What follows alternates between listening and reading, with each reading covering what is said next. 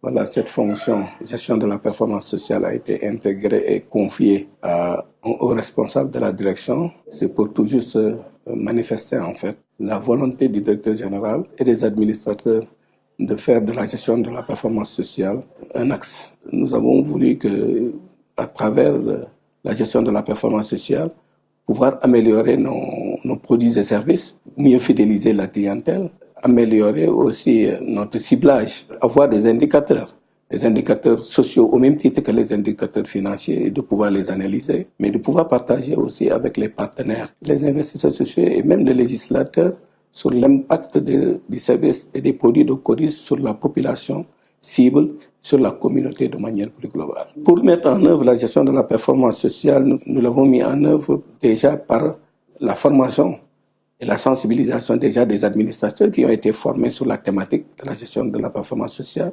Les cadres de Coris ont été formés sur la thématique et nous avons organisé un certain nombre d'activités, dont un atelier stratégique qui nous a permis de revoir la stratégie, c'est-à-dire revoir la mission, de faire aussi une auto-évaluation institutionnelle, de faire un audit social qui s'est apaisanté quand même sur plusieurs domaines, hein. Le domaine de la gouvernance, le domaine des opérations, le domaine de l'audit, et ainsi de suite. Ça nous a permis de nous fixer des objectifs sociaux. Pour l'indicateur de ciblage, on s'est dit que pour les 5 prochaines années à venir, que dans le portefeuille, par exemple, de Coris, qu'on ait au moins 95% de femmes. On s'est fixé aussi l'indicateur de urbain et ruralité. Donc, on s'est dit qu'au moins que 60% du portefeuille global soit orienté vers le rural. Nous avons dit aussi pour l'indicateur de satisfaction que le taux de fidélisation va être augmenté. Et dans ce sens, nous avons mis en œuvre le PPI, Progress Poverty Index, comme activité majeure. On s'est engagé à cibler 10% de nouveaux clients sur une durée de 5 ans. Et annuellement, la même cohorte va être rankatée pour voir le niveau de progression. Aujourd'hui, nous sommes à la 4e cohorte depuis 2012. Et les tendances sont très favorables. Pour déjà l'indicateur de ciblage, au cours de chacune des 5 prochaines années, 60% des nouveaux clients femmes sont en dessus du seuil de pauvreté. Aujourd'hui, nous sommes à plus de 50%. Mais nous étions partis sur la base de 40%. Ça veut dire que la tendance est très favorable. Sur le deuxième indicateur, au cours de chacune des 5 prochaines années, 60% des nouveaux clients sont du milieu rural. Aujourd'hui, nous sommes à 50%. Sur les prochaines années, les femmes, comme indicateur 95% du portefeuille, nous sommes à 97,89%. Le but social de satisfaction, où le premier indicateur était le taux d'abandon des clients entre le 2e et le 5e cycle, au maximum, c'était 5%. Aujourd'hui, nous sommes à 3,34%. Pour le taux de fidélisation, on avait dit au moins 90%. Aujourd'hui, nous sommes à 96,66%. Pour l'indicateur de dépassement, on avait comme premier indicateur le pourcentage de nouveaux clients femmes en dessous du seuil de pauvreté. Le résultat attendu était 60%. Aujourd'hui, en 2016, nous sommes à 66%. Et le pourcentage de clients qui augmentent leur épargne au moins de 10%, l'indicateur, c'est 60%. Aujourd'hui, nous sommes à 84,6%.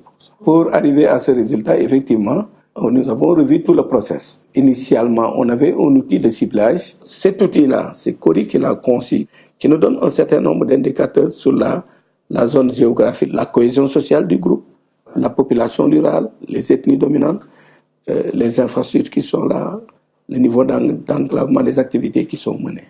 C'est ces éléments-là qui sont renseignés, mais qui sont pondérés aussi en fonction de ce que nous voulons ressortir comme orientation. C'est-à-dire vraiment cibler les localités les plus pauvres.